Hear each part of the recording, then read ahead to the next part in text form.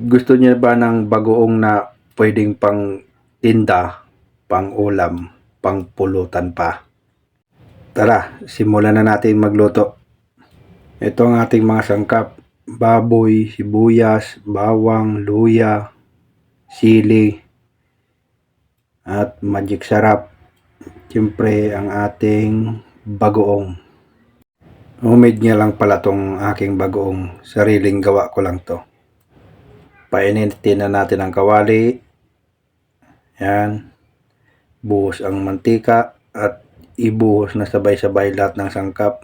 Ganon din naman yan, maluluto din.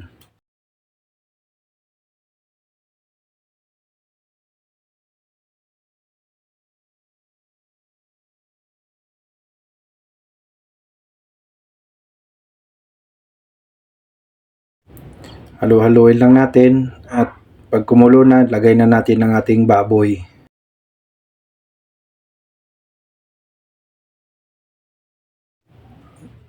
Pagkatapos, ilagay na natin yung sili. Kalahati lang muna linagay ko para tansyahan yung anghang.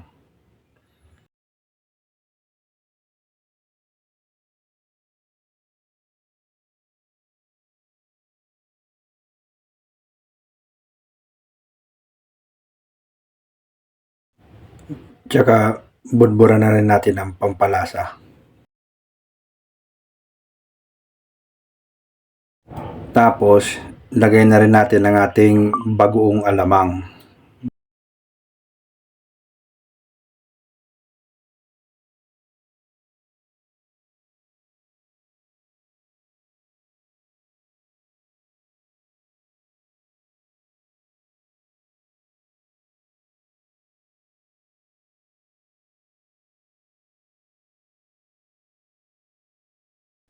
Pag nalagay na lahat, sabay natin haluin para maghalo-halo na sila ng mga baboy.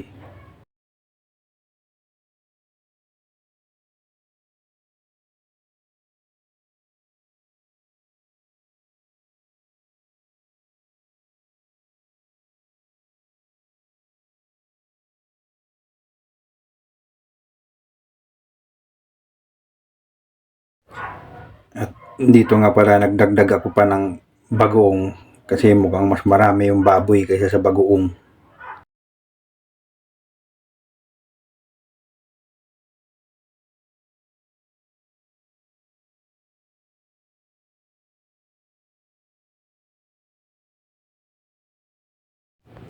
At pag medyo ganito na, pwede na tayo magdagdag ng mga pampalasa gaya ng soft drinks. Ayan, root beer po ang linagay ko dyan. Pakuluan lang natin ng gusto.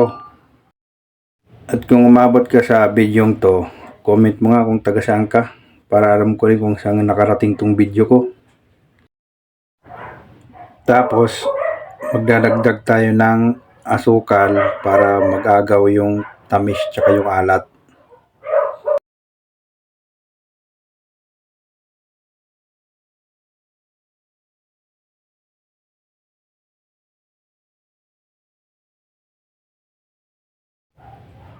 Halu-haluin lang natin to hanggang sa maging toasted.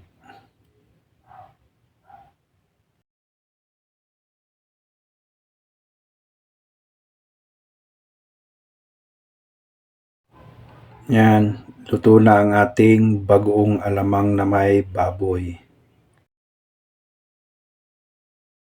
Pinapakuluan ko pala ang ating bote dyan hanggang 15 minutes. Tapos ililipat natin sa strainer para matuyo. Pag tuyo na yung bote, tsaka natin simulan ng ating pagre-repack. Dalawang flavor nga pala yan, isang sweet tsaka isang spicy.